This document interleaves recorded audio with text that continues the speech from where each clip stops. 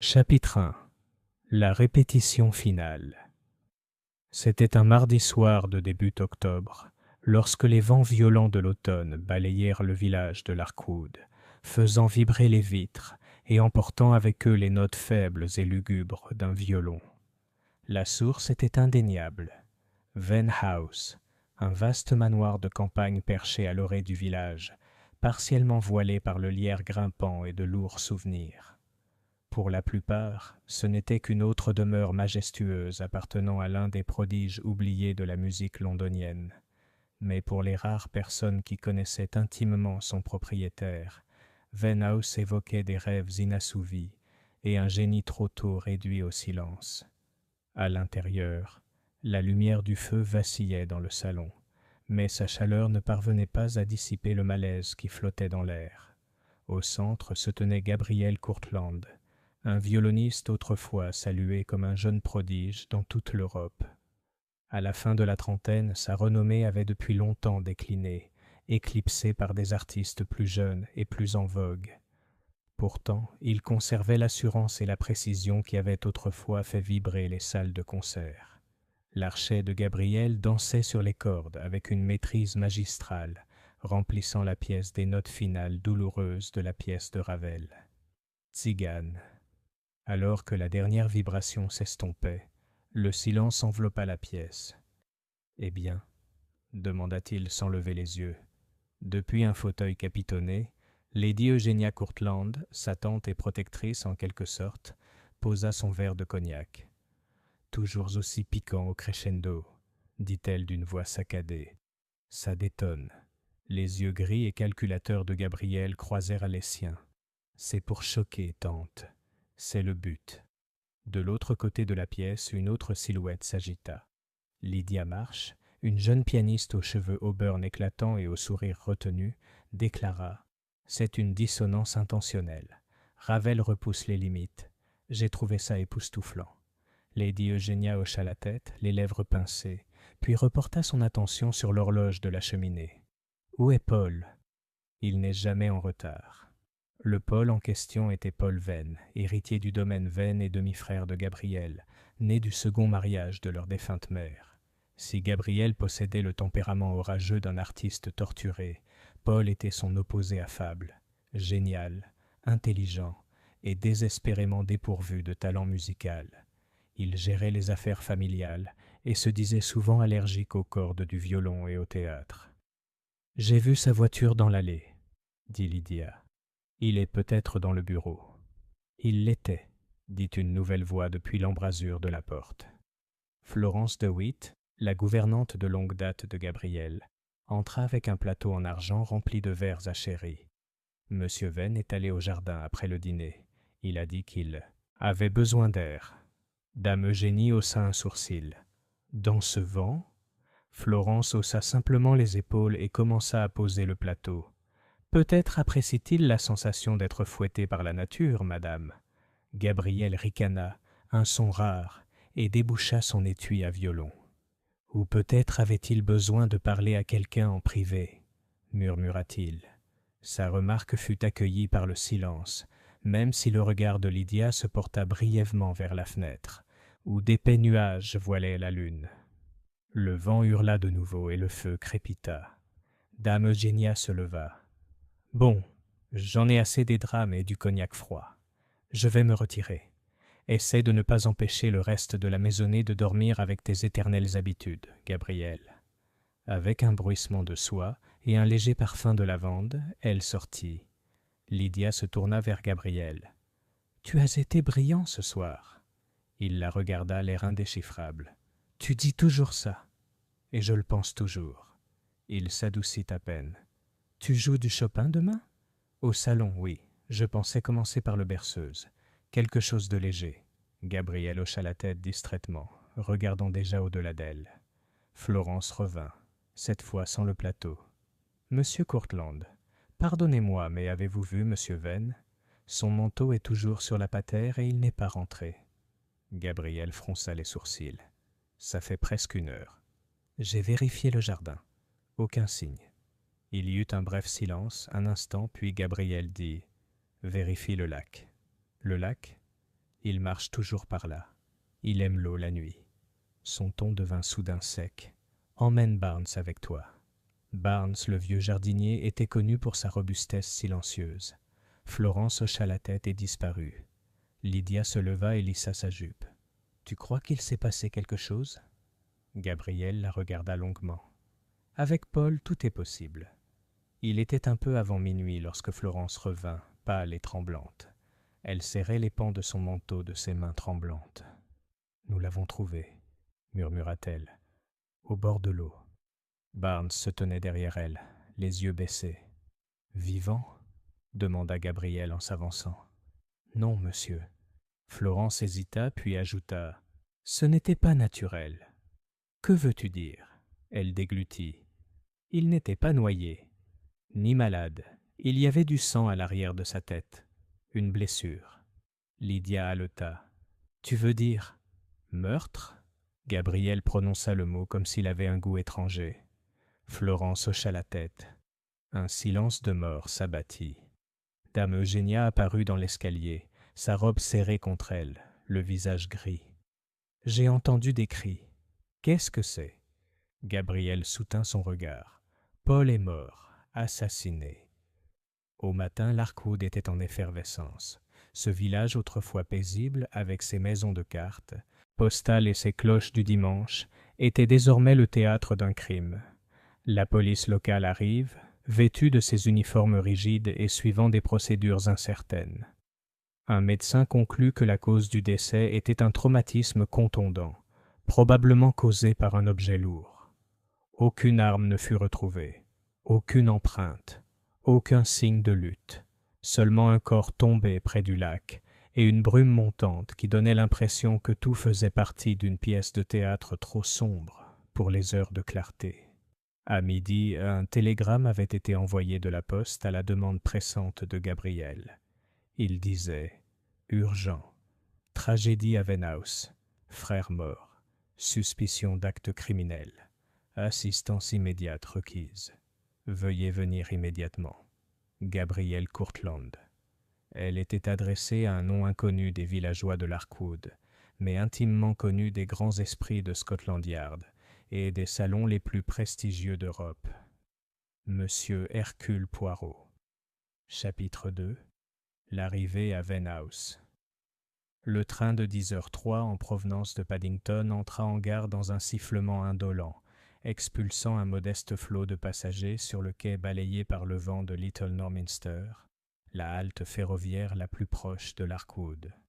Parmi eux se trouvait une silhouette compacte, vêtue d'un pardessus gris impeccable, de gants en cuir de chevreau et d'un chapeau melon à la précision géométrique.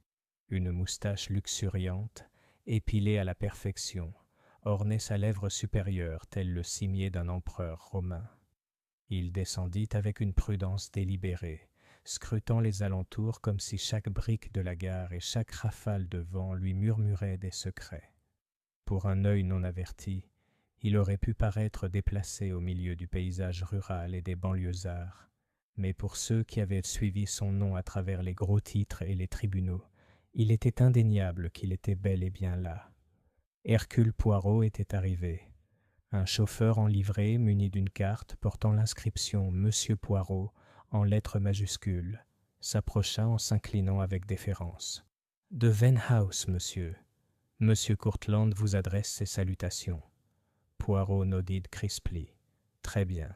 Let us not waste time. » Le trajet jusqu'à Venhouse fut court mais pittoresque, serpentant à travers des murets de pierre, des champs parsemés de moutons et des arbres aux teintes rouges et dorées du début de l'automne.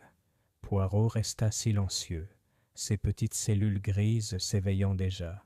Il avait relu le télégramme à plusieurs reprises pendant le trajet, répertoriant mentalement le nom de Courtland, le mot « meurtre » et l'urgence assez curieuse avec laquelle il avait été convoqué. Alors que la voiture franchissait le dernier virage, Venhouse apparut. Construite à la fin du XIXe siècle par un magnate de la marine marchande dont les héritiers avaient dilapidé la fortune, elle arborait l'élégance, hautaine d'un manoir s'accrochant à sa grandeur déclinante. Le lierre rampait le long de la pierre comme les veines du temps, et de hautes fenêtres donnaient sur l'extérieur avec une certaine solennité. Poirot fut accueilli à la porte par Gabriel Courtland lui-même. « Merci d'être venu, monsieur Poirot, » dit aussitôt Gabriel en lui serrant la main avec une froide formalité. « J'avoue que je doutais que le télégramme vous parvienne à temps. »« J'en suis ravi, » répondit Poirot. « Vous êtes le frère aîné du défunt, n'est-ce pas ? » « Demi-frère, » corrigea Gabriel, « même si nous avons été élevés dans la même maison. » Poirot remarqua la distinction avec intérêt. « Et vous êtes vous-même musicien, violoniste, autrefois connu. » Ils entrèrent dans le salon, encore légèrement parfumé par le feu de la veille. Lydia Marsh se tenait près de la cheminée, les yeux rouges mais la posture posée. À côté d'elle se trouvait Lady Eugenia Courtland, dont le regard froid se fixait sur Poirot, comme si elle évaluait un avoué plutôt qu'un détective. « J'ai entendu parler de vous, » dit-elle simplement. « Espérons que votre réputation soit justifiée. » Poirot inclina la tête. « C'est souvent le cas, madame. » On lui proposa du thé, puis on le déclina. Poirot préféra commencer immédiatement. « Racontez-moi, » dit-il en s'asseyant avec un geste théâtral, « les événements qui ont conduit à la mort de M. Polven. » Gabriel s'appuya sur la cheminée, les bras croisés. « Nous avons dîné ensemble. Lady Eugenia, Mademoiselle Marsh, Paul et moi. Il était de bonne humeur, quoique distrait. Après le repas, il a dit qu'il irait se promener. Il le faisait souvent. Florence, notre gouvernante, a remarqué plus tard qu'il n'était pas rentré. En cherchant, nous l'avons trouvé près du lac. Mort, intervint dame Eugenia d'un ton neutre. Avec une blessure à l'arrière du crâne. Poirot se tourna vers Lydia. « Mademoiselle, vous l'avez vu la dernière fois ?»« Peut-être, » dit-elle avec hésitation. Nous étions au salon. Gabriel venait de terminer ses répétitions. Florence est entrée, a demandé des nouvelles de Paul, et tout s'est passé très vite. Monsieur Venn s'est-il disputé avec quelqu'un ? Dame Eugenia renifla. Il était généralement aimable, mais naïf. Il avait des idées folles sur l'argent. Il voulait liquider une partie de la succession. Lui et Gabriel s'en sont disputés il y a une semaine. Gabriel lui lança un regard. Ce n'était rien de grave. À toi, peut-être. Poirot leva la main. Permettez-moi de poser des questions. Ensuite, vous pourrez répondre à votre tour. Il fouilla dans sa poche et en sortit un petit carnet et un crayon. Maintenant, le corps. A-t-on emporté quelque chose ? Montre, portefeuille ? Gabriel répondit « Non, tout était intact. » Poirot le nota. Y avait-il quelqu'un d'autre dans la maison qui aurait pu voir ou entendre quelque chose ? Juste le personnel. Florence DeWitt, la gouvernante. Barnes, le jardinier. Une jeune femme de ménage. Nancy. Et où se trouve le corps ? Près du lac. Juste au-delà de la tonnelle de rose. Aucun signe de lutte. Aucune trace de pas. Le sol était trop dur. « Ah, » dit doucement Poirot, « mais il y a peut-être encore quelque chose. L'absence de preuve est souvent l'indice le plus criant. » Il ferma son carnet. « J'aimerais voir l'endroit. » Gabriel hocha la tête. « Je t'emmène. » Le terrain de Venn House était vaste et charmant, mais dégageait l'aspect négligé d'une maison dont l'attention s'était tournée vers l'intérieur. Des feuilles mortes tapissaient les allées. Un cadran solaire en marbre se dressait de travers sur son socle. À l'approche du lac, Poirot ralentit. Ce chemin, il ne mène nulle part ailleurs ? Gabriel secoua la tête. On s'en sert uniquement pour les promenades. Paul aimait y lire. Il disait que l'eau le calmait. Ils s'approchèrent du bord du lac. L'eau, immobile, reflétait le ciel gris et terne. Un banc de bois bas était installé près de la tonnelle, maintenant fané et pâle. Un carré d'herbe rase s'étendait juste à côté. Poirot avançait prudemment, examinant le sol. Il étudiait l'inclinaison du banc, la façon dont le vent soufflait dans les arbres. Puis, il s'est arrêté. « Qu'est-ce que c'est ?» demanda Gabriel.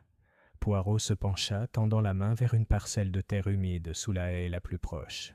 De ses doigts gantés, Il en extraya délicatement un petit objet, boueux mais reconnaissable entre mille. Un corde de violon, cassé et effiloché aux deux extrémités. Poirot le tint en l'air, laissant la lumière grise briller dessus. « Mon ami, murmura-t-il, je crois que la musique ne fait que commencer. » Chapitre 3. Une chaîne de tension. La découverte de la corde du violon pesait lourdement sur la maison, telle une note discordante restée sans réponse. Poirot tenait le morceau de boyau effiloché entre ses doigts gantés, tandis que Gabriel et lui retournaient vers Venhouse. Une corde de violon est un objet curieux à trouver sur une scène de crime, songea Poirot à voix haute, d'un pas lent et posé. Surtout quand l'un des résidents est un violoniste professionnel. Gabriel semblait visiblement gêné. C'était peut-être le mien. Les vieilles cordes cassent tout le temps. Barnes l'a peut-être jeté hors de ma chambre, mais pourquoi a-t-il fini au bord du lac? Poirot haussa un sourcil. « Vous jetez les cordes cassées dans le jardin? » »« Non, » admit Gabriel. « Mais peut-être que quelqu'un d'autre l'a fait. » Juste comme ça. Poirot esquissa un léger sourire. « Et pourtant, cette corde n'est pas vieille. Elle est fraîchement cassée. Voyez ici. L'effilochage est irrégulier, les extrémités encore.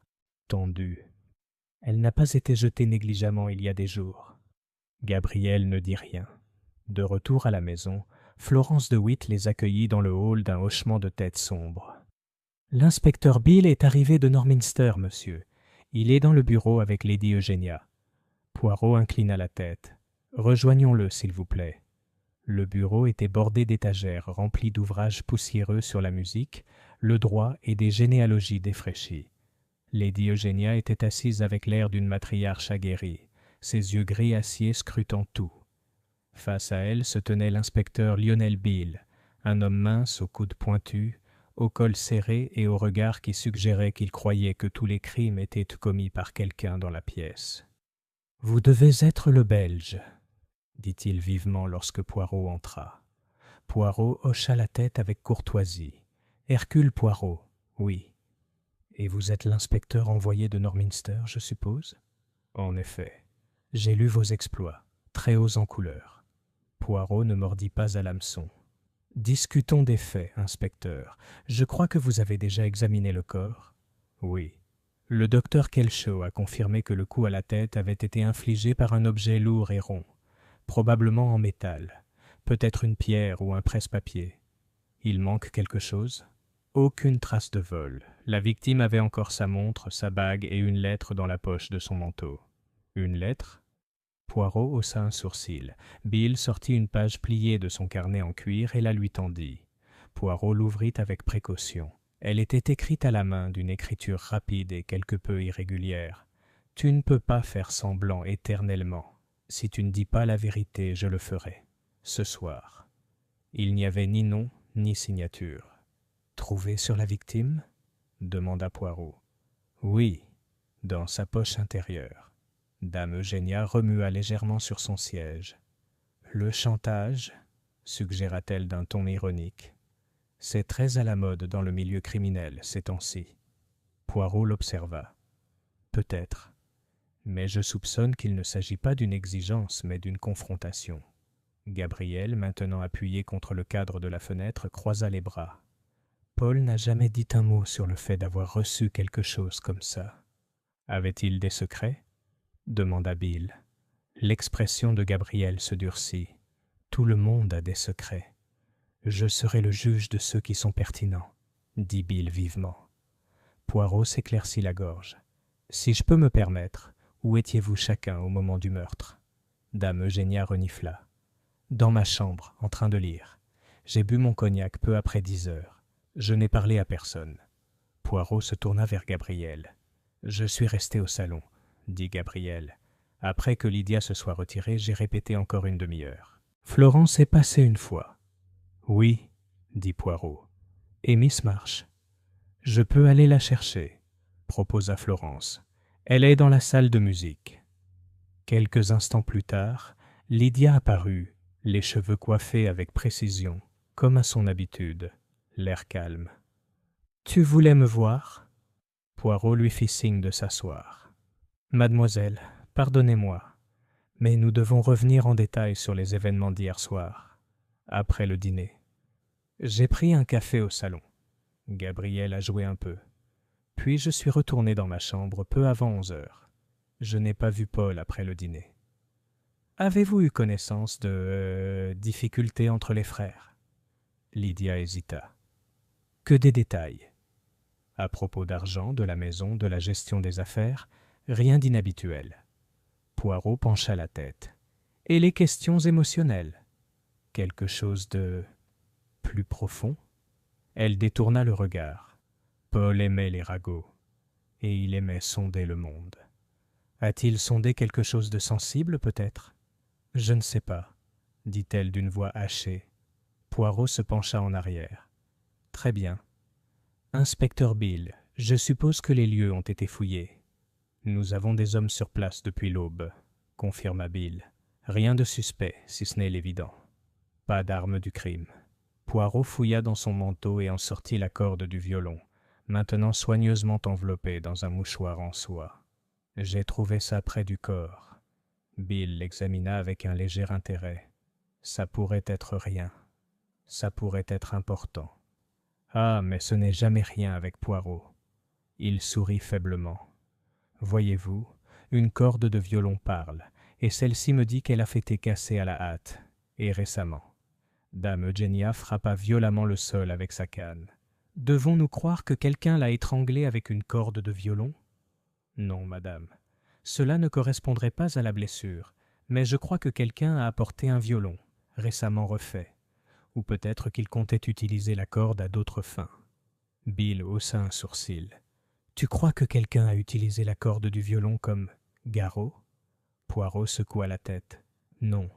Je pense qu'il s'est brisé lors d'une bagarre, ou qu'il a servi à faire taire un bruit, peut-être à retenir quelque chose. Son rôle n'est pas encore clair, mais il est important. Cet après-midi-là, Poirot demanda une visite de l'étage supérieur. Florence le guida à travers la maison, lui montrant les pièces, les escaliers, les planchers grinçants. La chambre de Lydia était voisine de celle de Gabriel, séparée par un modeste couloir. La chambre de Paul, curieusement, se trouvait au fond de l'aile ouest, à l'écart du reste. Poirot se tenait sur le seuil de la porte de Paul, observant la pièce. Elle était propre, mais sans caractère. Des étagères remplies de registres, un globe terrestre, un jeu d'échecs intact. Mais c'est le bureau qui attira son regard. Il s'approcha et ouvrit lentement le tiroir. À l'intérieur se trouvait un stylo-plume, une enveloppe déchirée et un petit carnet relié en cuir. Poirot l'ouvrit. Nom, date, note sténographique. L'une d'elles ressortait particulièrement. G.C. 3 octobre. Il ne sait pas encore. Il fronça les sourcils. Derrière lui, Florence s'éclaircit la gorge. « Tout est en ordre, monsieur. » Poirot se retourna. « Non, madame. Tout n'est pas dans l'ordre. Mais bientôt, avec de la patience, ce sera fait. » Il ferma le carnet et le glissa sous son bras. « Dis-moi, Florence, » demanda-t-il soudain. Paul avait-il des visiteurs, des inconnus ? Pas souvent. Mais la semaine dernière, oui. Un jeune homme, pas du coin. Il portait des gants, même à l'intérieur. Gants ? Oui. Cuir noir et une longue écharpe grise. Très pâle. On aurait dit qu'il n'avait pas dormi depuis des jours. Les yeux de Poirot brillèrent. A-t-il donné un nom ? Non, monsieur. Mais il appelait Paul cousin. Poirot sourit. Une petite chose intérieure. Merci, madame. C'est très intéressant. Chapitre 4. Cousin dans l'ombre. Le lendemain matin, frais et pâle, la brume s'abattait sur les jardins de Venhouse telle la fumée d'un feu mourant. À l'intérieur, le salon était inhabituellement silencieux. Ni violon, ni voix haute, ni même le tintement de la porcelaine du petit déjeuner ne troublèrent le calme. Hercule Poirot, assis dans un fauteuil à haut dossier près de la fenêtre, sirotait du chocolat dans une délicate tasse en porcelaine, le regard fixé non pas sur le paysage, mais sur le couvercle clos du piano, comme s'il attendait qu'il s'ouvre et se confesse. Un léger coup à la porte précéda l'arrivée de l'inspecteur Beale, son bloc-notes déjà en main. « Je me suis renseigné, » dit-il sans le saluer. « Personne au village ne se souvient d'avoir vu un étranger entrer ou sortir la semaine dernière. Aucune auberge ne compte de personnes correspondant à la description de Florence. Aucun train n'a enregistré de personnes notables. » Poirot hocha la tête. Et pourtant, un jeune homme est arrivé. Pâle, ganté et portant une écharpe grise. Il a appelé la victime « cousine ». C'est un détail qu'on n'invente pas. Bill fronça les sourcils. Ça pourrait ne rien vouloir dire. Une amie avec un sens vestimentaire étrange. Non, mon ami, on n'invente pas la famille si elle ne nous sert pas. Bill s'assit lourdement. Tu penses que ce cousin est le meurtrier ? Je pense que ce cousin est Dance l'ombre de cette affaire, et les ombres, inspecteur, racontent souvent mieux l'histoire que la lumière. On frappa à nouveau. Florence entra discrètement. Lady Eugénia souhaite vous parler, monsieur Poirot. En privé. Dame Eugénia était assise dans son salon privé, drapée dans un châle et imprégnée d'un parfum de santal. Le feu crépitait doucement derrière elle, et une boîte en jade sculptée était ouverte à côté d'elle sur la table, révélant des lettres soigneusement empilées, nouées d'un ruban bleu délavé. « Entrez, monsieur Poirot. » Il s'exécuta en s'inclinant légèrement. « Madame, vous m'avez convoqué ? » »« Je l'ai fait, et pas parce que je crois au mélodrame, » dit-elle d'une voix sèche et posée. « Mais tu devrais savoir certaines choses avant de partir à la poursuite d'ombres et d'inconnus. Je suis toujours très reconnaissant pour l'illumination. » Elle désigna les lettres. « Ma défunte sœur, Clara, était la mère de Paul, avant d'épouser mon beau-frère, un homme plutôt banal nommé Richard Venn. Elle avait eu d'autres fiançailles, avec un homme nommé Hugo Winterbourne. » Poirot fronça légèrement les sourcils. « Je ne connais pas ce nom. »« Et toi non plus. Ce fut un scandale mineur. Clara a rompu en découvrant qu'Hugo avait eu un enfant hors mariage. Elle ne l'a jamais revu. L'enfant n'a jamais été reconnu. Mais il y a quelques années, j'ai commencé à soupçonner que l'enfant, devenu adulte, avait peut-être renoué avec Paul. Ah, et pourquoi ferait-il ça ? Parce que Paul avait un faible pour les secrets, et un faible encore plus grand pour réparer ce qu'il n'avait pas cassé. Je crois qu'il a retrouvé le garçon. Il l'a aidé. Peut-être même qu'il a écrit à ce sujet. » Poirot hocha légèrement la tête. « Alors, ce cousin inconnu pourrait être l'enfant illégitime d'Hugo Winterbourne, ce qui fait de lui le cousin de Paul par un fil. » Poirot s'avança. « Puis-je lire les lettres ?» Dame Eugénia hésita, un instant de grande retenue, avant de les lui passer. « Soyez prudente. Certaines blessures ne se referment jamais. » Poirot les lut attentivement. Elles étaient pleines des récriminations, des doutes et des regrets de Clara. Une lettre, cependant, se démarqua, datée d'il y a près de 30 ans. Je l'ai revue aujourd'hui. Hugo. Il jure que le garçon sera pris en charge, mais je ne le crois pas. Je crains que l'enfant ne grandisse dans la colère, sans amour, sans nom. J'ai laissé des instructions à mon notaire au cas où il viendrait chercher ce qui lui appartient. » Poirot plia doucement la lettre. « Est-ce que Paul est au courant de cela ? » ?»« Je pense qu'il l'a découvert. Il gardait une vieille boîte dans sa chambre, celle de Clara, et il se rendait plus souvent à Londres. Pour voir le garçon, ou pour enquêter sur lui.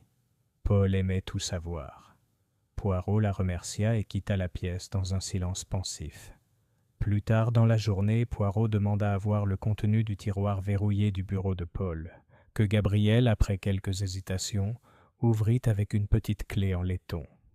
À l'intérieur, Poirot trouva un dossier avec des pages soigneusement tapées, héritage et illégitimité, notes sur la lignée d'Hugo Winterbourne. Il y avait des actes de naissance, des adresses et une photographie. On y voyait un jeune homme au visage pâle, debout devant une librairie de Clerkenwell, griffonné au dos de la main de Paul, Timothy Winterbourne, nom de famille changé en Wells en 1927, employé chez Alcott & Sons, Camden. Poirot fixe le nom. « Tu le connais » demanda Gabriel. Non, mais j'en ai l'intention. Poirot glissa la photo dans sa poche. Je dois faire un petit voyage. Poirot revint ce soir-là juste avant le dîner, trempé par une averse inattendue mais arborant l'expression satisfaite d'un homme qui avait trouvé le coin d'une pièce manquante du puzzle. Dans le salon, Lydia Marsh jouait un prélude silencieux, ses doigts dansant avec une grâce mécanique. Poirot s'arrêta devant elle. « Mademoiselle, dit-il doucement, vous connaissiez Timothy Winterbourne, n'est-ce pas ?» Ses mains tremblaient. « Non, dit-elle trop vite. » Poirot s'approcha. « Un jeune homme à la peau pâle et aux gants. Il a rendu visite à Paul. Je crois que vous lui avez parlé aussi. » Lydia se leva, les yeux plissés. « C'est absurde. Vraiment, c'est le demi-cousin de Paul Venn. Et d'après les archives, il travaillait dans la même maison d'édition où toi, j'ai déjà soumis des critiques musicales sous mon nom de jeune fille. » Elle tressaillit. Je me demandais pourquoi Paul avait une copie de le registre musical avec un article entouré. Votre article, signé L. M. Hathaway. Vous et Timothy Winterbourne étiez proches, autrefois. Lydia ne dit rien. Paul a-t-il désapprouvé? Oui, dit-elle finalement. Il pensait que Timothy essayait de manipuler la famille. Il disait qu'il était émotionnellement instable, qu'on se servait de moi. Et toi, tu l'étais? Non. Mais Timothy, il était intense. Il est venu ici sans y être invité une fois, il y a un mois. Je lui ai dit de ne plus revenir. Il était furieux. Est-ce que Paul l'a confronté après ça? Elle hésita. Je crois. J'ai entendu Paul au téléphone il y a une semaine. Il a dit « Si tu t'approches encore de cette maison, j'appelle la police. » Poirot hocha lentement la tête. « Merci, mademoiselle. Cela m'aide énormément. » Ce soir-là, après que tout le monde fut couché, Poirot était assis seul dans le bureau, les yeux fixés sur le feu.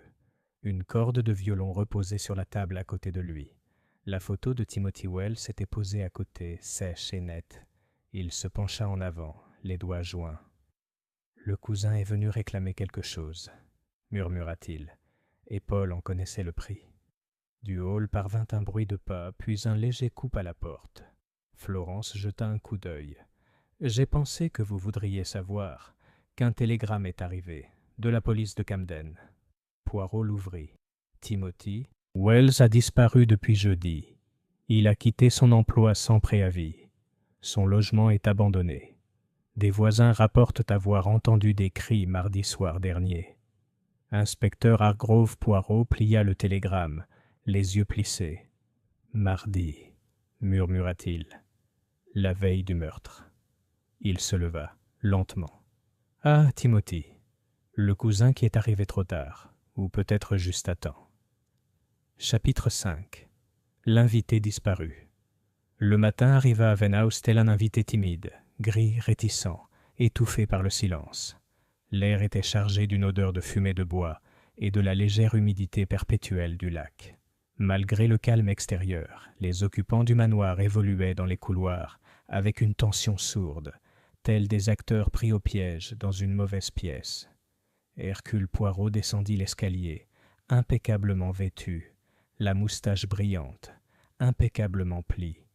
Il portait sous un bras un dossier, et sous l'autre un petit carnet noir dont la couverture était étroitement enveloppée d'un élastique.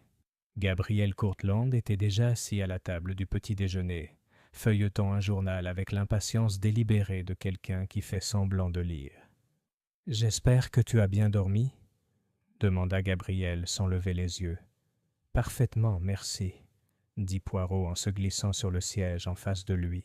« Même si, je l'avoue, je trouve le silence dans cette maison plus fort que la musique. » Gabriel plia le journal et le posa.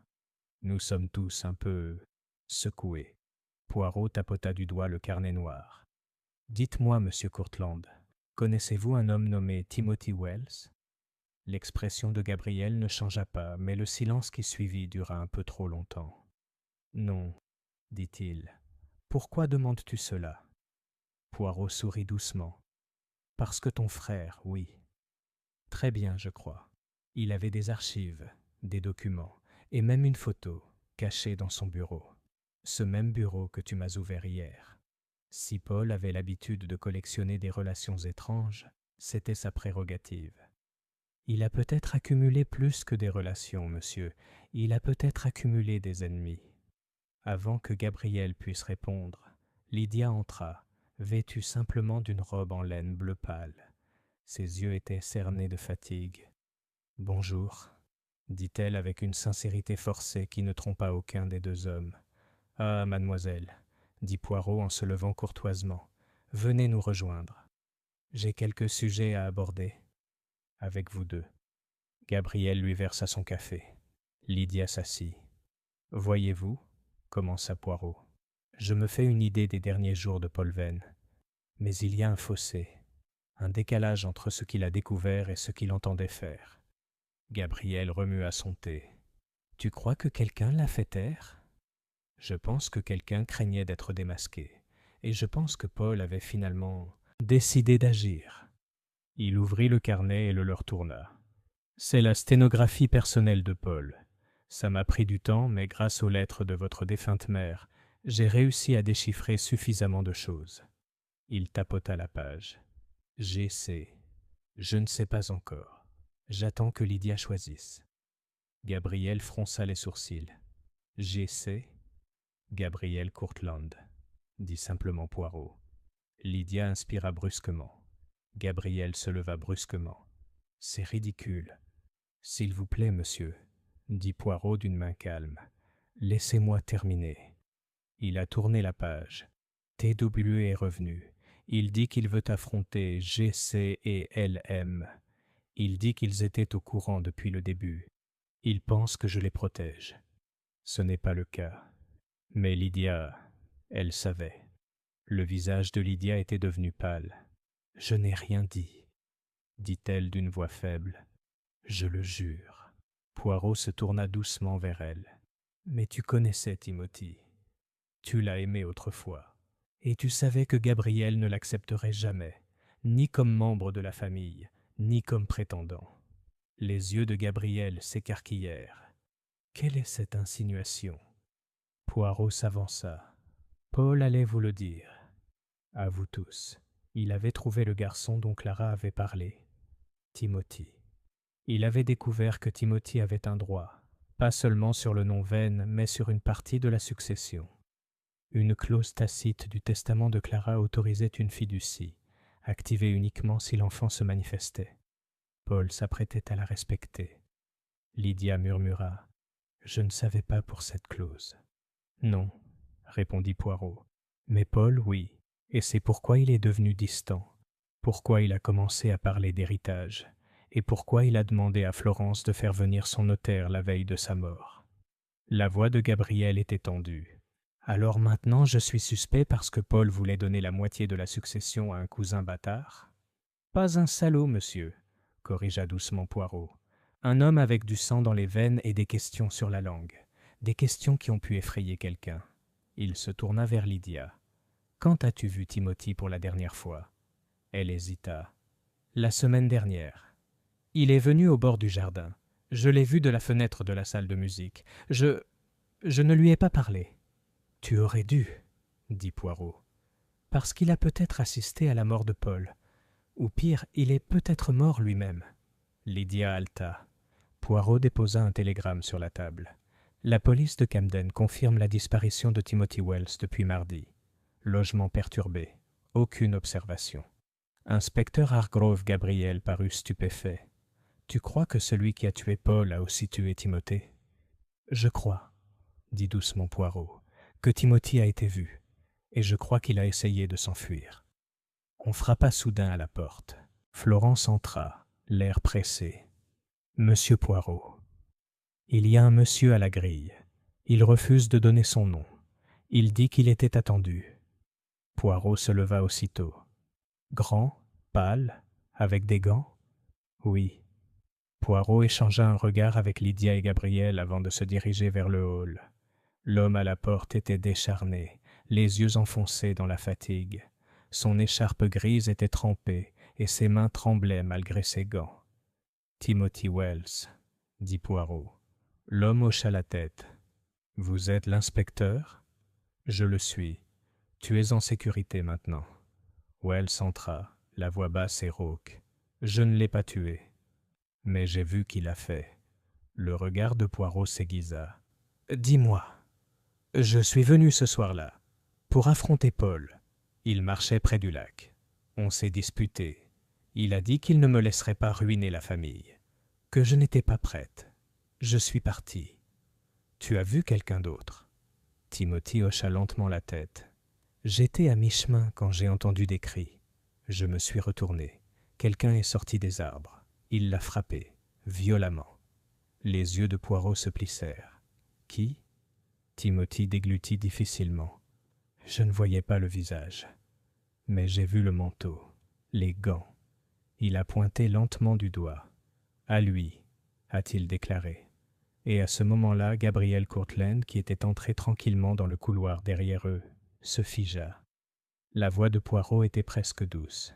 « Gabriel, as-tu quelque chose à nous dire ?» Gabriel ne dit rien. Il se contenta de fixer du regard, les yeux écarquillés, la mâchoire crispée. Le violoniste qui avait maîtrisé le silence venait de jouer sa première fausse note. Chapitre 6.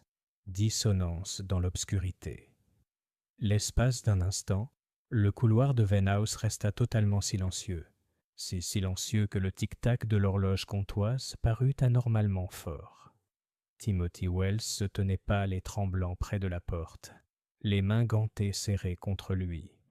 Gabriel Courtland, à quelques pas derrière lui, ressemblait plus à une statue qu'à un homme, figé sur place, les lèvres légèrement entr'ouvertes, le regard indéchiffrable.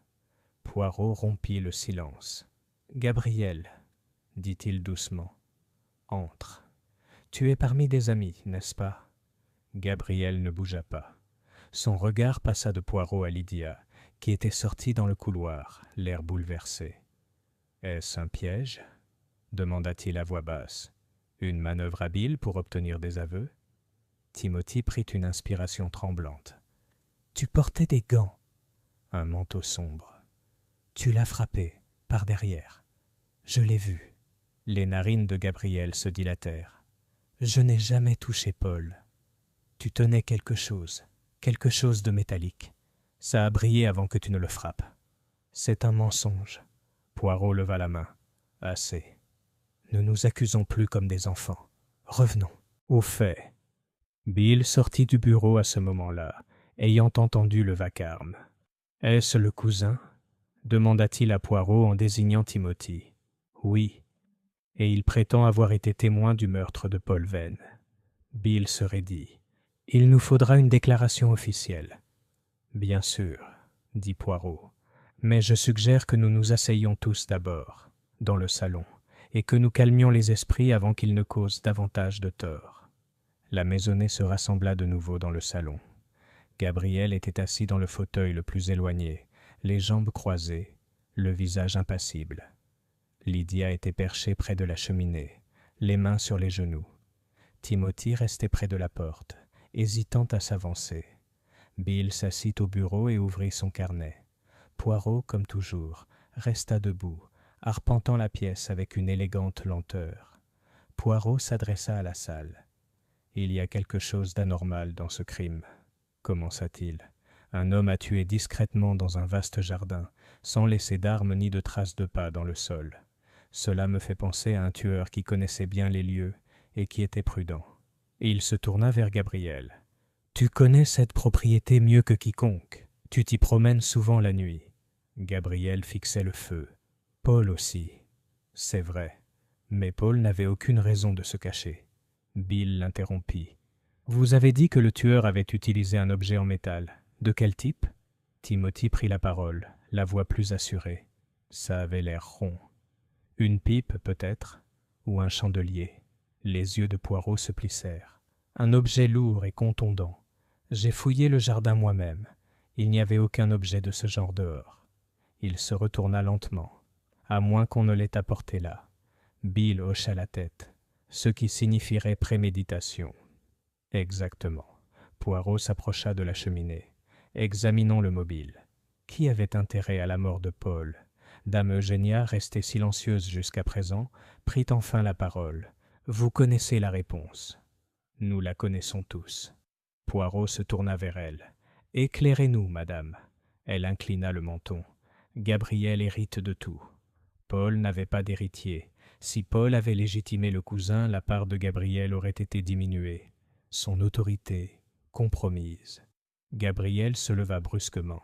« Tu crois que l'argent m'intéresse » Poirot pencha la tête. « N'est-ce pas? J'ai vécu sans. J'ai gagné mon nom grâce à la musique, pas par héritage. C'est Paul qui s'est toujours soucié des titres et des lignées. » Lydia leva les yeux. « Mais vous vous êtes disputé à propos de la succession, n'est-ce pas?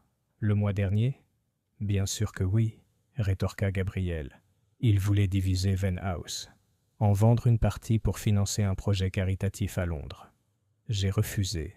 Ça ne fait pas de moi un tueur. Poirot s'avança. Revenons à un point important, la corde du violon.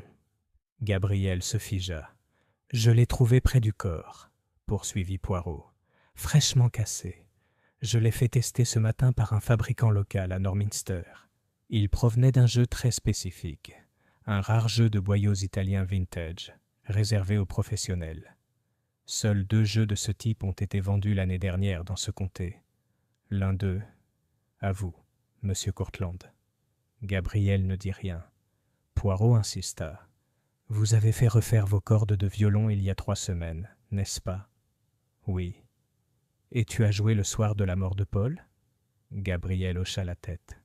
J'ai répété pendant près d'1 heure. Lydia m'a entendu. Poirot se tourna vers Lydia. A-t-il joué avec toute la puissance de ses cordes? Les 4 cordes intactes? Lydia hésita. Je ne sais pas. Je n'ai rien remarqué d'inhabituel. Poirot sourit tristement. C'est là toute l'ingéniosité du crime. Gabriel jouait sur un violon cassé. Des halètements résonnèrent. Poirot poursuivit. Il a brisé une ficelle avant de commettre son crime, et s'en est servi, non pas comme d'une arme, mais pour lier quelque chose, pour faire taire quelque chose, ou quelqu'un. Et une fois l'acte accompli, il l'a laissé tomber, la croyant intraçable. La voix de Gabriel était un murmure. Ça ne prouve rien. La voix de Timothée s'éleva. Il l'a frappé. Je l'ai vu. Bill se pencha en avant. Que faisais-tu là, Wells? Je suis venu parler à Paul, pour lui demander de ne rien dire à Gabriel. Il a dit que c'était trop tard, qu'il allait officialiser la fiducie. Je suis parti. Puis j'ai vu ce qui s'est passé. Poirot hocha la tête. Et puis, tu t'es enfui. J'ai paniqué. Je pensais qu'on me le reprocherait. Poirot se tourna vers Gabriel. Monsieur, le filet se resserre. Votre musique est peut-être exquise, mais vos mensonges sont dissonants. Pourquoi ne pas terminer le spectacle maintenant? La mâchoire de Gabriel se serra. Non. Poirot s'approcha. Tu étais jaloux. Paul prévoyait non seulement de donner ton héritage, mais aussi de protéger Timothée, que Lydia aimait autrefois. Tu craignais d'être détrôné. Non pas par l'argent, mais par la vérité. Non. Poirot se pencha. Tu l'as frappé. Tu as traîné le corps. Tu t'es débarrassé de l'arme. Et tu es rentré et tu as joué de ton violon cassé. La poitrine de Gabriel se soulevait et s'abaissait, rythmée par des respirations courtes et superficielles.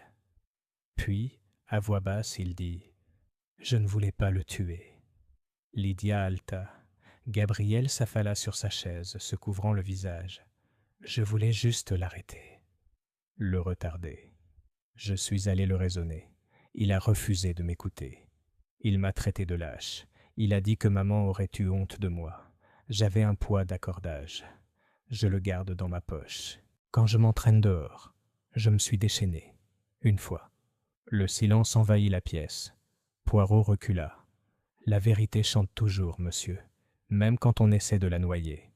Bill se leva. Gabriel Courtland, je vous mets en état d'arrestation pour le meurtre de Paul Venn. Ce soir-là, Poirot était assis dans la salle de musique, seul avec Lydia. Dehors, le vent agitait les arbres. À l'intérieur, les touches du piano étaient immobiles. « Je n'ai jamais su, » murmura Lydia, « à quel point il était en colère. » Poirot sirota sa tisane.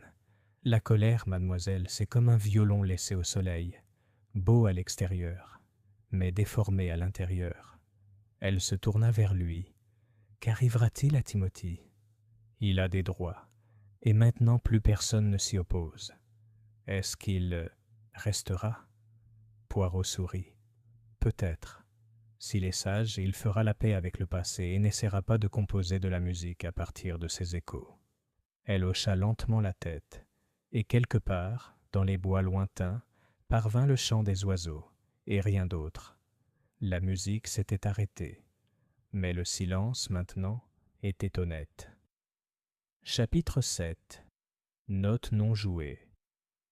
3 jours s'étaient écoulés depuis l'arrestation de Gabriel Courtland, et Venhouse ne ressemblait plus à la grande chambre d'écho qu'elle avait été autrefois. Les couloirs semblaient creux.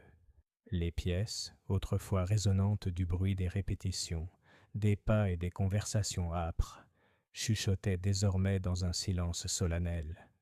La police était partie. Les journalistes étaient allés et venus. L'odeur du vieux bois et des fleurs fanées flottait dans l'air. Hercule Poirot est resté, non par nécessité, mais par choix.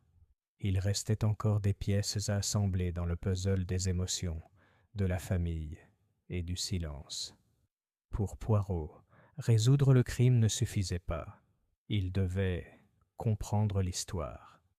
Il était tard dans la matinée lorsque Florence de Witt le trouva dans la petite bibliothèque, en train d'examiner une photographie encadrée d'argent. Elle représentait Clara Courtland, la mère de Paul et Gabriel, dans sa jeunesse, assise près d'un piano à queue, ses doigts reposant gracieusement sur les touches d'ivoire. « Elle était belle, n'est-ce pas ?» dit doucement Florence. Poirot hocha la tête sans se retourner. « Oui. Et triste, je trouve. » Florence entra et referma la porte derrière elle. Plus que ce que les gens pensaient. Elle n'a plus jamais été la même après son mariage avec Richard Venn. Ce n'était pas un mariage d'amour. Poirot se retourna. Et Gabriel? Il l'adorait, mais il lui ressemblait trop. Toujours en quête d'excellence, toujours effrayé par la médiocrité. Poirot posa la photo. Savait-il pour Timothée? Florence hésita. Il se doutait de quelque chose. Je crois que Paul lui en a dit juste assez pour le provoquer. Paul voulait forcer Gabriel à sentir quelque chose. Il croyait que Gabriel avait refroidi. Mécanique. Poirot haussa un sourcil. Et lui? Florence haussa les épaules. Il pouvait être cruel. Mais il n'était pas méchant, monsieur. Il n'avait rien prévu. Poirot resta silencieux un instant. Puis il dit « C'est ce que je crains que le jury ne voie pas. » Elle hocha la tête, puis ajouta « Il y a autre chose. J'ai trouvé ça hier, glissé derrière la commode de la chambre de Paul. » Elle lui tendit une enveloppe scellée, jaunie mais non ouverte. L'écriture était incontestablement celle de Paul. À ouvrir seulement si je meurs de façon inattendue. Poirot haussa les 2 sourcils. « Je ne savais pas si je devais le lire, » a déclaré Florence. « Non, madame. » M'ai-je volonté? Dans l'intimité de sa chambre, Poirot ouvrit la lettre avec précaution. À l'intérieur se trouvait une simple feuille, soigneusement pliée, l'écriture ferme et posée. Si vous lisez ceci, cela signifie que je suis mort, et pas de manière naturelle. Il y a quelqu'un qui souhaite taire le passé, qui croit qu'en enterrant la vérité, on préservera la dignité. Cette personne est probablement Gabriel. Je ne dis pas cela par haine, mais par chagrin. Il a toujours résisté au changement, à la vérité émotionnelle. Il considère l'héritage comme une identité. Je crois qu'il pourrait commettre un acte s'il était poussé trop loin. S'il vous plaît, retrouvez et protégez Timothy Wells. Il est irréprochable. Il fait partie de la famille. Paul Venn Poirot se rassit. La lettre n'accusait pas avec venin. Elle pleurait avec prévoyance.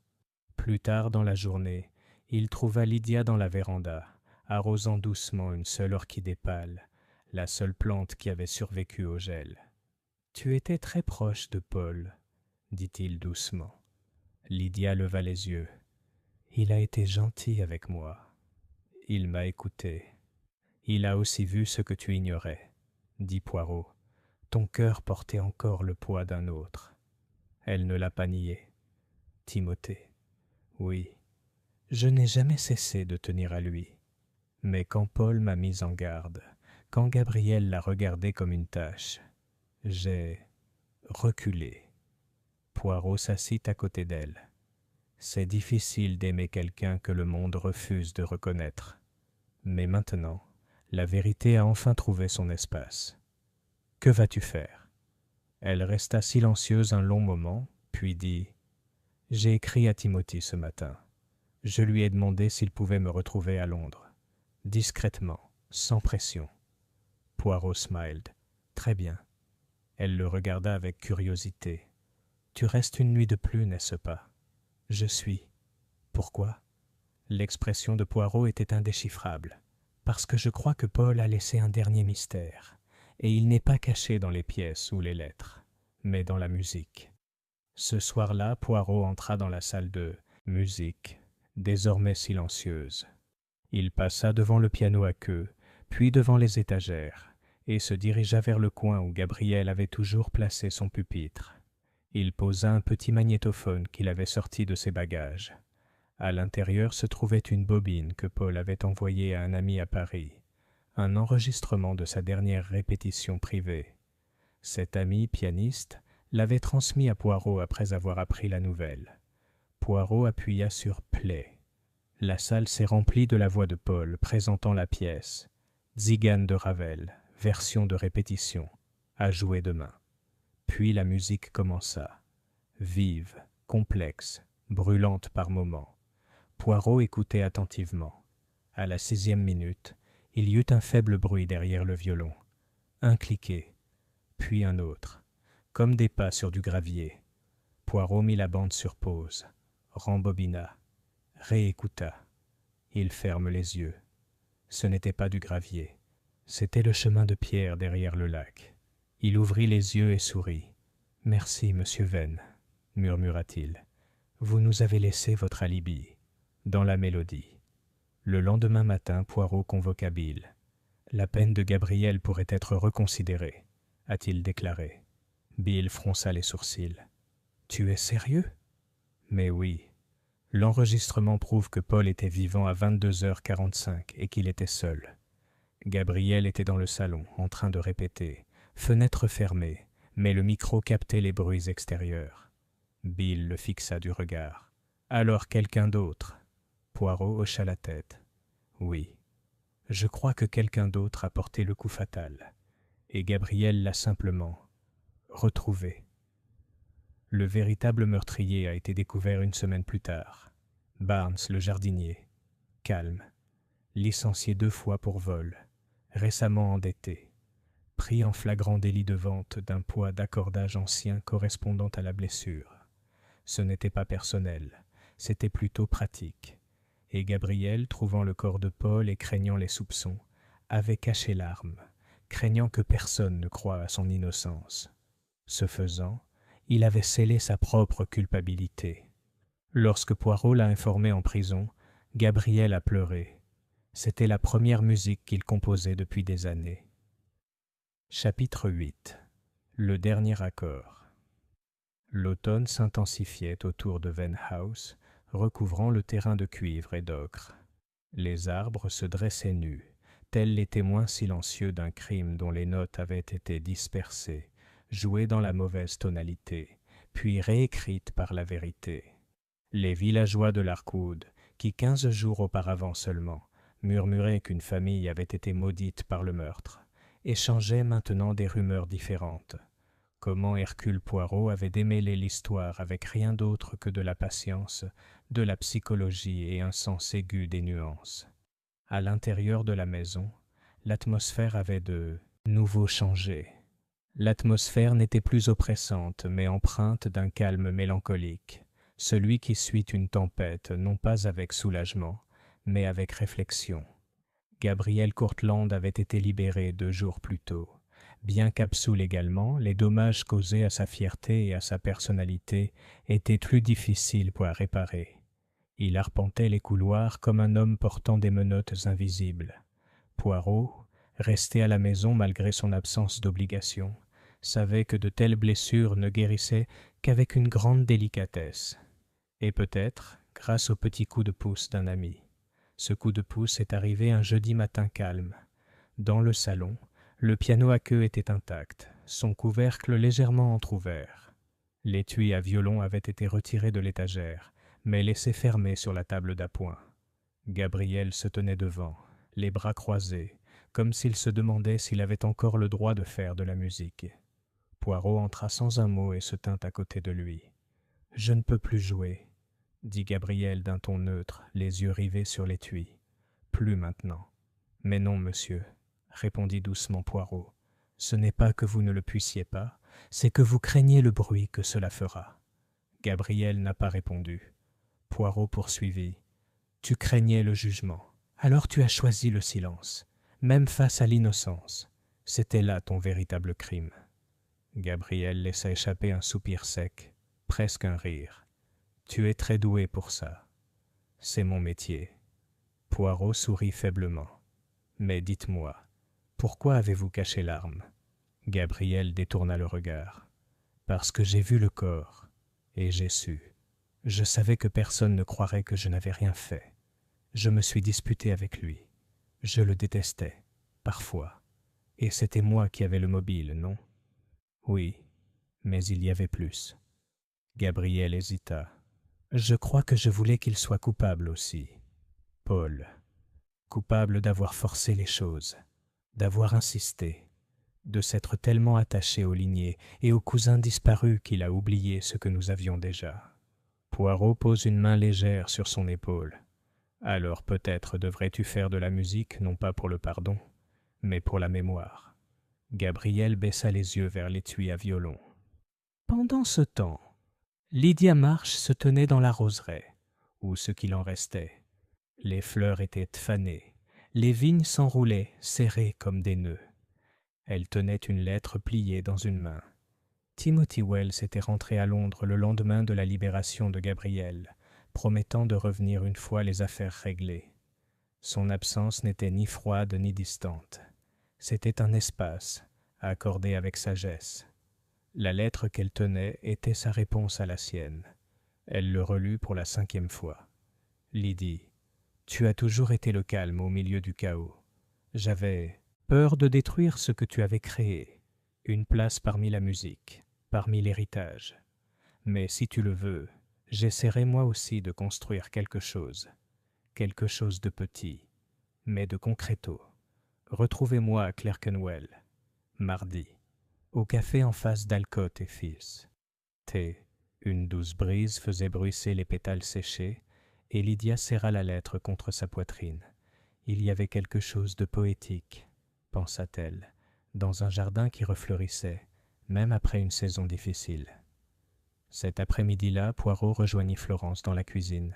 Elle épluchait des pommes pour une tarte en fredonnant doucement. « J'ai décidé, » a-t-il annoncé, « de partir demain. » Elle leva les yeux. « Tu es sûr ? » ?»« Ouais. Les travaux sont terminés. » Elle hocha la tête. « Ce sera étrange sans toi. » Poirot sourit. « Je soupçonne que cette maison retrouvera bientôt son propre rythme. Un rythme honnête. » Elle se saupoudra les mains de farine. « Puis-je vous demander quelque chose ? » ?»« Toujours. »« Tu as toujours su que ce n'était pas Gabriel ? » Les yeux de Poirot brillèrent. « Non. Mais j'ai toujours su qu'il cachait quelque chose. L'homme qui joue du violon comme d'une confession. Il ne peut commettre un meurtre sans laisser derrière lui une dissonance. » Ce soir-là, alors que le crépuscule se fondait dans le soir, une surprise silencieuse attendait Poirot dans le salon. Le couvercle du piano avait été soulevé. L'étui du violon s'est ouvert, et Gabriel Courtland, les yeux fermés, se tenait sous la lampe dorée, son arc levé. La première note était hésitante, un murmure. Le deuxième, plus riche. Et puis, lentement, il a joué les premières mesures de la pièce de Ravel, Tzigane. Mais c'était différent maintenant, moins parfait, plus humain. Il y avait un tremblement dans le son, une cassure, comme une voix essayant de retenir ses larmes. Poirot se tenait sur le seuil, et observait en silence. Il n'applaudissait pas, il n'interrompait pas, il a simplement écouté. Lorsque Gabriel atteignit la note finale, une finale douce, amère et enivrante, il ouvrit les yeux. Ils trouvèrent ceux de Poirot. « Je pense que c'est le meilleur morceau que j'ai jamais joué, » dit-il doucement. Poirot s'inclina. Ce n'était pas parfait, mais c'était vrai. Gabriel sourit, un vrai petit sourire. « Je suppose, » dit-il en baissant son archet, « que c'est à cela que sert la musique. » « En effet, monsieur, » dit Poirot, « pour exprimer ce que le cœur est trop fier pour dire. » Alors que Poirot se préparait à partir le lendemain matin, ses bagages emballés et sa moustache épilée à la perfection, Lady Eugénia s'approcha de lui dans le hall d'entrée. « Alors tu y vas ?»« Oui. » Elle hésita. « Tu as toute ma gratitude, même si tu as bouleversé toute notre famille. » Poirot inclina la tête. « C'est toujours mieux, madame, quand la vérité joue le... » « Dernier rôle !» Elle ne dit rien, mais ses yeux s'adoucirent. Poirot s'avança dans l'air frais du matin, et derrière lui, tandis que la porte se fermait doucement, retentit le son lointain d'un violon, cette fois sans interruption. Chapitre 9. Écho dans le grenier. Ce n'est que lorsque le taxi d'Hercule Poirot atteignit le bout de la longue allée bordée d'arbres qui menait à Venn House qu'il réalisa qu'il avait laissé quelque chose derrière lui. Ni une valise, ni une écharpe. Non, jamais ça. Poirot était fier de faire ses bagages méticuleusement et de vérifier 3 fois les départs. Ce qu'il avait laissé derrière lui était une question qui lui murmurait depuis le premier soir, subtile et irrésolue, comme une harmonie irrésolue à la fin d'une phrase musicale. Il a tapoté le toit de la cabine. « Arrêtez, s'il vous plaît. » Le conducteur parut perplexe dans le rétroviseur, mais obtempéra. Poirot se pencha en avant. « Je dois rentrer à la maison. Juste 5 minutes, je vous assure. » Sur ce, il sortit et marcha d'un pas vif, non délibérément, retour à travers la brume matinale vers l'entrée latérale. Florence, qui venait d'ouvrir la porte de la cuisine pour les livraisons, faillit laisser tomber un panier de pommes de terre, surprise. « Monsieur Poirot !»« Je croyais que vous étiez parti. »« Oui, madame, mais la maison m'a rappelé. Puis-je » Elle s'écarta, perplexe, et Poirot reprit les couloirs familiers. Il monta l'escalier non pas vers les chambres, mais vers le 3e étage, le grenier inutilisé, où s'attardaient à parts égales malles et poussières. Gabriel l'avait déjà mentionné en passant. Paul aimait cacher des choses, partitions, programmes, bêtises de son enfance. Il gardait tout ça au grenier. La porte s'ouvrit en grinçant. À l'intérieur, le grenier sentait la naphtaline, le papier et le cirage. Le soleil de l'après-midi filtrait faiblement par une petite fenêtre à pignon. De vieilles malles de bateau étaient alignées, étiquetées à l'encre délavée. Poirot examina les étiquettes jusqu'à ce que l'une d'elles attire son attention. PV. Il l'ouvrit avec précaution. À l'intérieur se trouvaient des photographies, des programmes de récital, des pages de partitions manuscrites et une liasse de carnets noués avec de la ficelle rouge. Poirot dénoua le nœud et commença à les feuilleter. La plupart étaient la banale. Des notes d'entraînement, des plannings, mais l'un d'eux était différent. Un journal noir uni, portant le titre. Des vérités trop fortes pour être diffusées, griffonnées sur la première page. Le regard de Poirot s'aiguisa. À l'intérieur se trouvaient des entrées écrites de la main de Paul Venn, datées seulement de quelques semaines avant sa mort. J'ai confronté Gabriel. Je lui ai parlé de Timothy. Il est entré en colère. Il a dit qu'il ne partagerait pas la maison avec un menteur. Il m'a accusé de trahir le sang par sentiment. Lydia ne dit rien. Je crois qu'elle a peur de la vérité, peur de ce qu'elle veut. Timothy n'est pas comme nous. Il n'a aucun goût pour le pouvoir, aucune soif d'approbation. Il est juste, authentique. Je vais arranger les choses, même si ça doit tout détruire. Poirot tourna la page jusqu'à la dernière page. Gabriel joue comme un dieu, mais vit comme un fantôme. Peut-être, si c'est la fin, quelqu'un entendra-t-il enfin le silence entre les notes. Poirot ferma lentement le journal, comme s'il s'agissait d'un être vivant. Il descendit l'escalier du grenier, le cœur lourd, non pas de suspicion, mais de compréhension. L'affaire était close, oui, les faits étaient établis. Mèche-Histoire, l'œuvre des frères Venn ne s'était pas achevée par un coup au bord d'un lac. Elle s'était achevée ici, dans ces pages, où la fierté et la douleur avaient été transcrites avec autant d'art que n'importe quel concerto.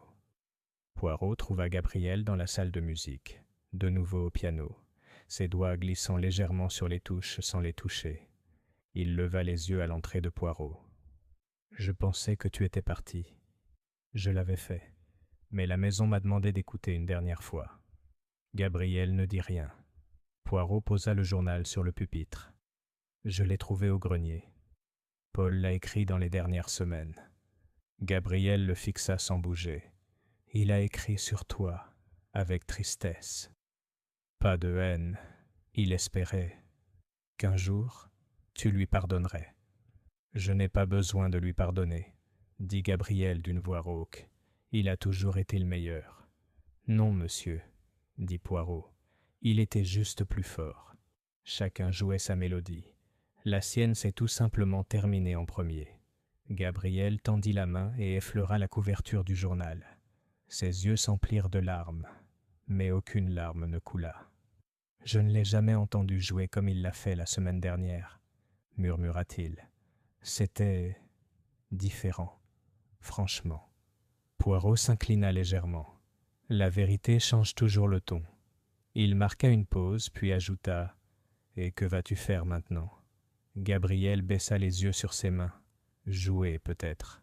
Pas pour la gloire, pas pour les critiques, juste pour lui. » Poirot sourit faiblement. « Alors, monsieur, vous lui ferez honneur mieux que n'importe quel éloge funèbre. » Ce soir-là, Poirot quitta finalement Venhouse pour de bon. Alors que son taxi s'éloignait, il jeta un coup d'œil en arrière.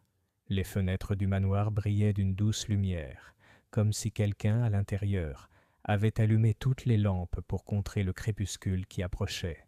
De quelque part, faible, lointain mais clair, vint le son d'un violon.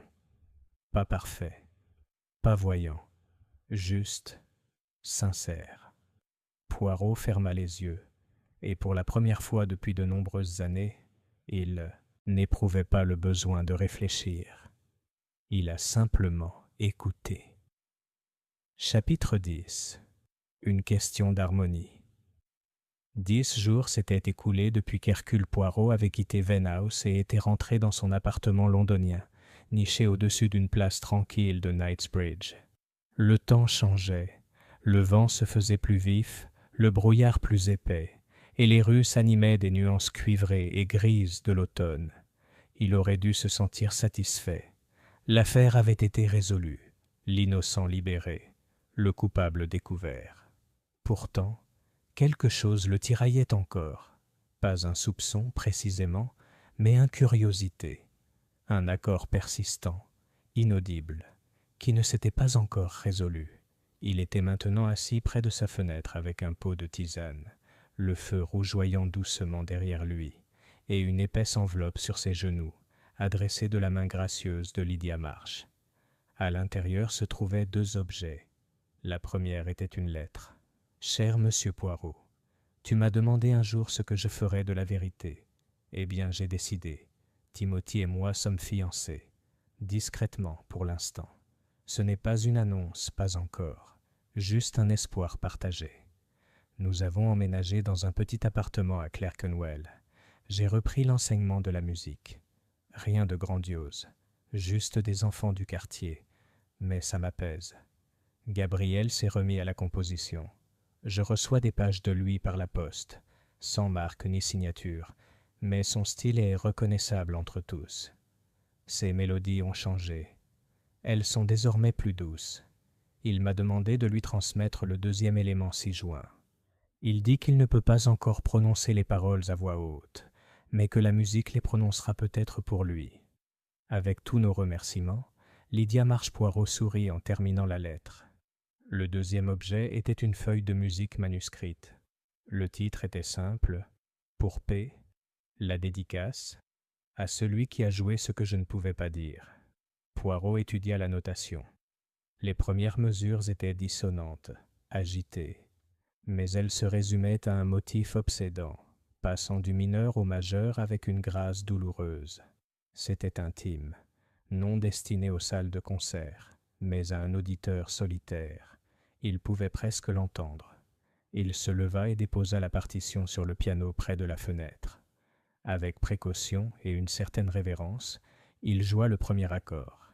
Il n'était pas un maître de l'instrument, mais il comprenait l'émotion.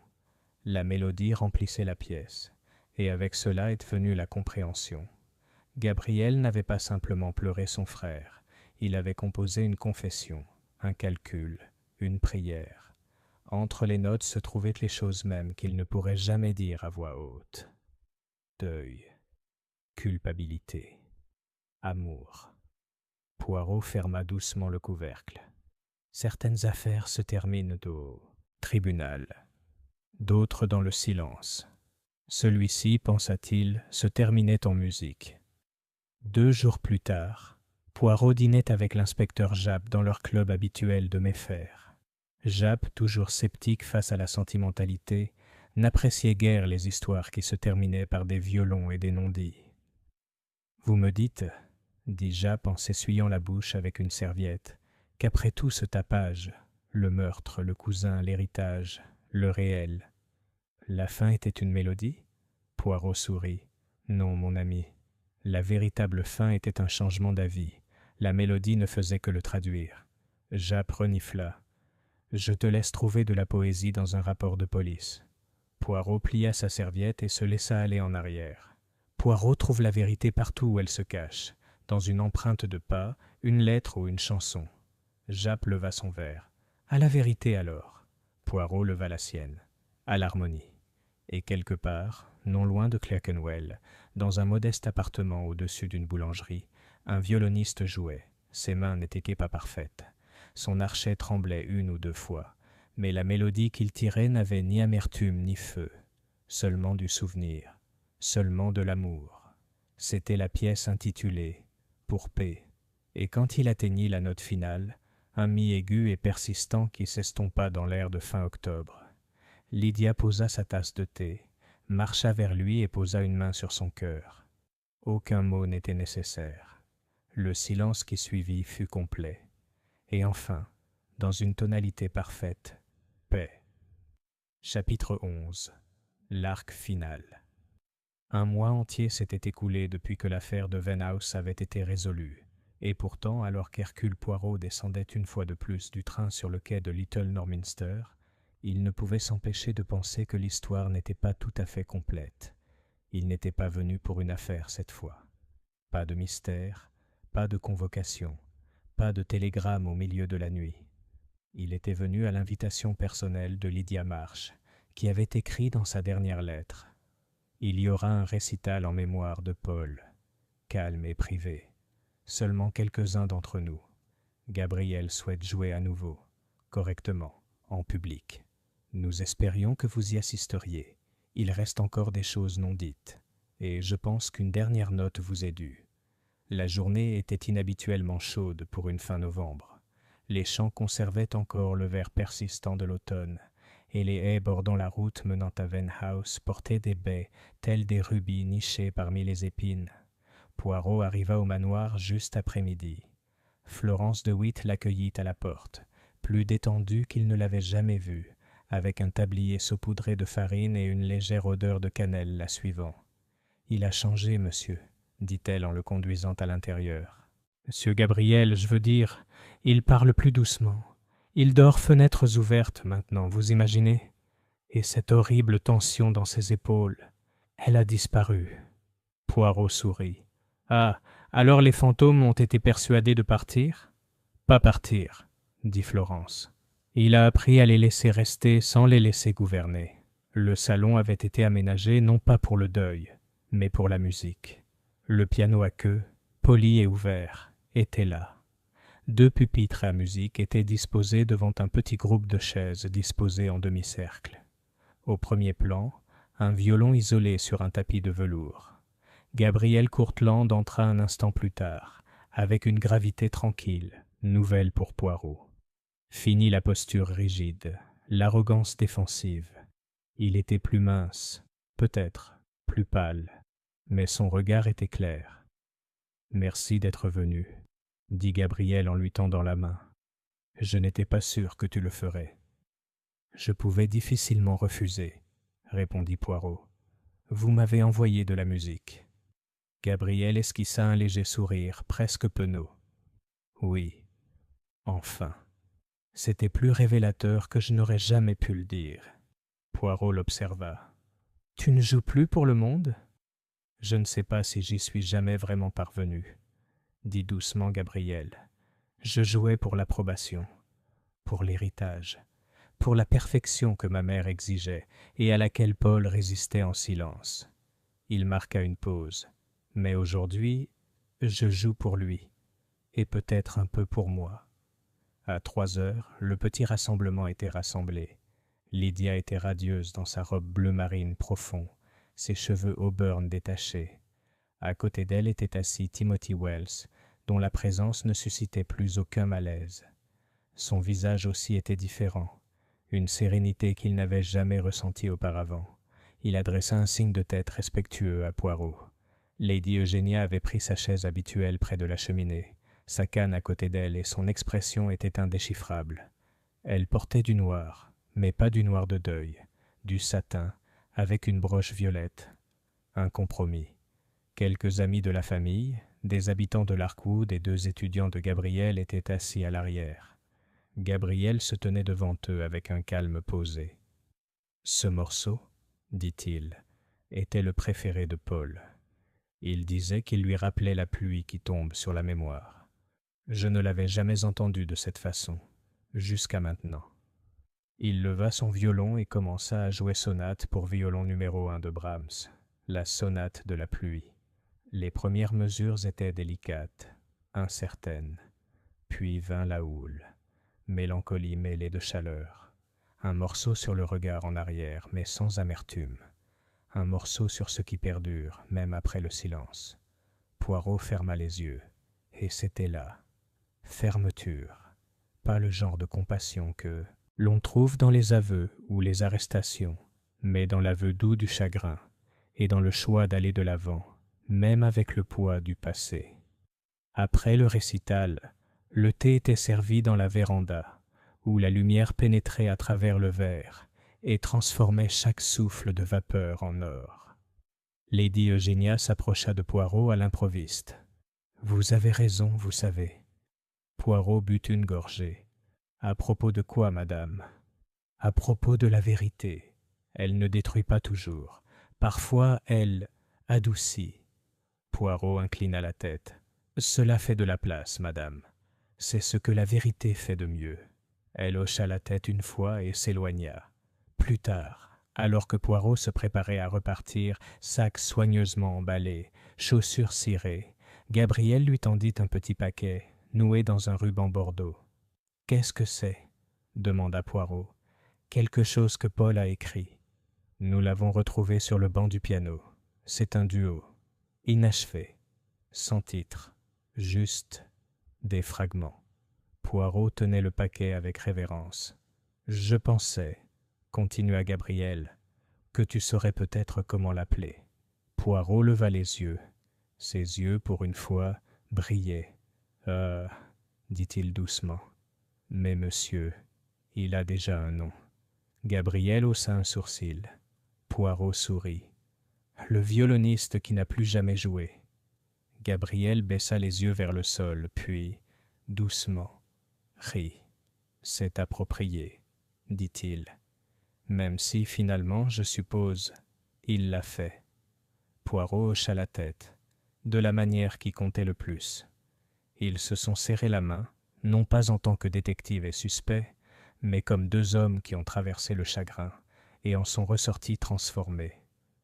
Poirot se tourna vers la voiture qui l'attendait, et alors qu'il s'éloignait de Venhouse pour la dernière fois, il ne regarda pas en arrière. Il avait entendu le dernier accord, et cela s'est résolu dans la paix.